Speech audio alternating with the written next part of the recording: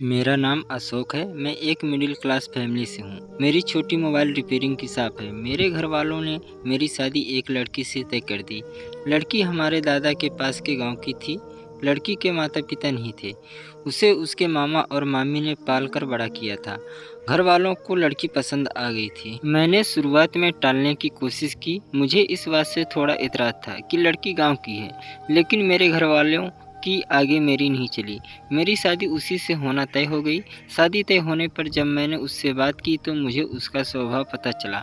वह बहुत कम बोलती थी। जितना मैं पूछता बस हाँ या ना में ही जवाब देती। मैंने कई बार पूछा कि तुम इतना ही बोलती हो या मेरे सामने शर्मा रही हो? फिर उसकी तरफ से वही चुप्पी होती। उसके मामा और मामी भी कहते हैं कि हमारी लड़की बहुत सीधी और कम बोलती है। मुझे भी उसकी यह बात धीरे धीरे पसंद आने लगी। हमारी शादी करवा दी गई। शादी अच्छे से हो गई थी। शादी के बाद सुहाग रात का समय आ गया। मैं अब अपने जीवन की एक नई शुरुआत करने जा रहा था, जिसके लिए मेरे मन में कई विचार थे। इतने दिनों तक बात करने पर मैं उसका स्वभाव समझ गया था, इसलिए मैं जानता था कि मुझे क्या करना है। मैंने उससे पहले बातें की। वो अभी भी बस मेरी बातों का हाँ और न में ही जवाब दे रही थी। काफ़ी समय से मैं उससे बात कर रहा था। मैंने उससे पूछा मैं उसे पसंद हूँ, बस वो हाँ कहती। थोड़ी घबराई हुई लग रही थी। थोड़ी देर बाद उसे पसीना आने लगा। मैंने कहा क्या हुआ, तुम ठीक तो हो? वो बोली कुछ नहीं, थोड़ी घबराहट हो रही है। मैंने उससे कहा कि तुम आराम करो, बहुत थक गई होगी। शादी की दौड़ भाग में ठीक से नींद पूरी नहीं हो पाती है, इस कारण थकावट से ऐसा हो रहा होगा, मैंने सोचा। मैंने उसे यह कहकर कमरे की बत्ती बुझा दी और मैं भी बिस्तर पर लेट गया। मैंने उसका हाथ पकड़ा। वो घबराहट के मारे कांपने लगी थी और पसीना तेज हो गया था। वो उठकर बिस्तर पर बैठ गई। मैंने कमरे की बत्ती ऑन की। उसकी हालत खराब थी। मैंने पूछा क्या हुआ, कुछ दवाई लेकर आना है? उसके इस तरह के बर्ताव करने पर मैं भी थोड़ा डर गया था। कमरे में एक खिड़की थी, जिसको खोलने पर बाहर की रोड की लाइट हमारे कमरे में आती थी। वो खिड़की के पास हवा लेने को खड़ी हो गई। वो वहीं खड़ी रही। मुझे कहा कि आप सो जाओ, मैं ठीक हूँ। मैं थोड़ी देर बाद सो गया। सुबह जब मैं उठा तो वो कमरे में नहीं थी। वो घर का काम कर रही थी। उसकी तबीयत अब अच्छी ही लग रही थी, इसलिए मैंने फिर रात का जिक्र नहीं किया। अगली रात फिर से मैं कमरे में गया तो उसने पहले ही खिड़की को खोल रखा था। मैंने उससे पूछा अब ठीक हो? उसने सिर्फ सर हिलाकर जवाब दिया। कमरे में आते ही उसका चेहरा बदलने लगता था। एक अजीब सी घबराहट उसके चेहरे पर आ जाती थी। उससे कुछ पूछता वो कहीं और ही दिखती, कुछ ही सोचती रहती। उस रात भी मैंने कहा कि तुम्हारी तबीयत ठीक नहीं लग रही है, तुम आराम करो। मैंने फिर कमरे की बत्ती बुझाई और बेड की ओर आया तो उसने खिड़की खोल ली और उसके पास खड़ी हो गई। मैंने अब उससे कुछ नहीं कहा और मैं अपने बेड पर सो गया। मुझे अब लगने लगा कि सब कुछ ठीक नहीं है, कुछ बात है जो वह छिपा रही है। रात में घबराने वाली लड़की सुबह ठीक लगती थी। सुबह उसके चेहरे पर कोई घबराहट नहीं होती। शाम को 8 बजे मैं खाना खा रहा था, अंधेरा हो गया था। मम्मी ने उससे कहा कि छत पर से कपड़े लाना भूल गई, तू ले आ। वो कपड़े लाने सीढ़ियों से छत पर गई, लेकिन करीब आधा घंटा हो गया था और वो नीचे नहीं आई। मम्मी ने नीचे से आवाज़ भी लगाई, लेकिन वो नहीं आई। मेरे खाने के बाद मम्मी ने मुझे कहा कि जा तू देख कर आ। मैं सीढ़ियों पर गया तो वो सीढ़ियों पर ही बैठी थी और उसके चेहरे पर वही घबराहट। मैंने सीढ़ियों की लाइट ऑन की। लाइट ऑन होती ही जैसे वो नींद से जग गई हो। मैंने उससे पूछा कि तुम यहाँ क्यों बैठी हो? वो कुछ नहीं बोल पाई। उसके माथे पर रात जैसे ही पसीना था। वो वहाँ से चली। अब मैं समझ गया था कि बात क्या है, लेकिन उसकी वजह मुझे नहीं मालूम थी। उस रात मैं कमरे में गया और जाते ही मैंने सबसे पहले अपने कमरे की खिड़की को बंद किया। वो वहीं कमरे में थी, रोज की तरह घबराई सी। पर आज मैंने कुछ और ही सोच रखा था। थोड़ी देर बाद मैंने कमरे की बत्ती बंद की और मैं बत्ती बंद करके उसके पास गया।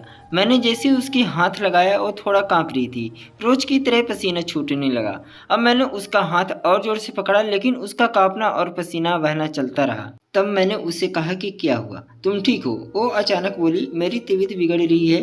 पानी मैंने बत्ती चालू उस करके उसे पानी दिया। रोज रात की यही कहानी थी।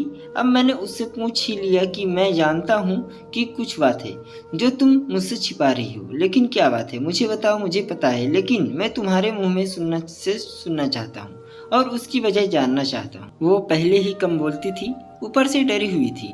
वो वैसे ही उसकी आवाज़ नहीं निकलती थी। मैंने उससे प्यार से पूछा क्या हो, कुछ हुआ है? कुछ ऐसी बात है जो बता नहीं सकती। वो चुप रही। मैंने गुस्से में कहा कि ठीक है, कल तुम्हारे मामा से बात करता हूँ। मामा का नाम लेते ही वो घबरा गई और बोली, नहीं मामा जी से मत पूछना। तब उसने बचपन की एक ऐसी घटना के बारे में बताया जो इन सब बातों की जड़ थी। उसने कहा कि मैं मेरे मामा के यहाँ पली बड़ी हूँ। मेरा भाई और हम एक दिन बचपन में खेल रहे थे और खेलते वक्त मैं हमारे घर में कबाड़ में छिप गई। मेरे भाई और मामी को यह पता नहीं था। उसी समय जब भाई बाहर दौड़ा मुझे ढूंढने के लिए तो वो गिर गया। मामी उसे लेकर पास के अस्पताल गई। उसका पैर टूट गया था। उसके पहले वो पैसे लेने अंदर आई तो कबाड़ का दरवाज़ा बाहर से लगा गई। मैंने तब भी कुछ नहीं कहा। मैं छिपी रही। बाहर क्या हुआ था इसका मुझे पता नहीं था। थोड़ी देर बाद जब मुझे घबराहट हुई तो मैंने बाहर आना चाहा, लेकिन दरवाज़ा बाहर से बंद था। मैंने बहुत कोशिश की, चिल्लाई, लेकिन घर में कोई था ही नहीं। मैं बहुत डर गई। उन्हें आने में करीब 3 घंटे लग गए। मैं उसे कसावट में 3 घंटे बंद थी। उसके बाद उनके आने के बाद भी मैं उन्हें नहीं दिखी तो मामी मुझे ढूंढने लगी। अब मैं अंदर पसीने और घबराहट के मारे बेहाल थी। मामी को आवाज़ पर मैं फिर से ज़ोर से दरवाज़ा बजाने लगी तो मामी ने मुझे बाहर निकाला। मैं जब बाहर निकली तो कांप रही थी। मुझे लगने लगा था कि मैं उस कबाड़ से बाहर आऊँगी या नहीं। आज भी अंधेरा मुझे उस दिन की तरह डराता है। कबाड़ पुराना था इसलिए कहीं कहीं से थोड़ा टूटा था, जिससे मुझे सांस लेने में कोई प्रॉब्लम नहीं हो रही थी। बाहर क्या हुआ था इसका मुझे पता नहीं था। मैं जब बाहर आई तो मुझे पता चला कि मैं इतने समय तक अंदर क्यों बंद थी। उस दिन में से मुझे अंधेरे से डर लगता है। मुझे पसीना और घबराहट होने लगती है। मामी ने यह बात मामा को नहीं बताई थी, नहीं तो वो मुझे और भाई दोनों को पीटते। मुझे नहीं पता कि अब यह कब तक मुझे परेशान करेगा, लेकिन मामी को यह पता है इसलिए वो मेरा ध्यान रखती थी। यह सब सुनने के बाद मैंने कहा कि यह बात तुम पहले भी बता सकती थी। मेरी पत्नी बहुत ही सीधी थी और घटना के बाद शायद वो और भी डर गई थी। उसे लग रहा था कि उसकी यह परेशानी मैं समझूंगा या नहीं। कहीं मैं इस बात का मुद्दा ना बना लूं कि शादी के पहले हमें बताया नहीं गया, इसलिए वो छिपा रही थी। मैंने उसे फिर बड़े प्यार से समझाया, कहा कि उस समय जो हुआ उससे तुम्हें बाहर निकलना होगा। तुम्हारे अंदर के डर से हम दोनों मिलकर लड़ेंगे। मुझे पता है यह सब बोलना आसान है, करना मुश्किल, लेकिन मुझे पता है तुम कर सकती हो। अब इस कमरे की बत्ती तब तक बंद नहीं होगी जब तक तुम उसे बंद न कर, चाहे इसके लिए पूरी उम्र ही क्यों न लग जाए। मैंने पहली बार उसके चेहरे पर वो मुस्कान देखी थी। लग रहा था कि उसका कोई बोझ उतर गया।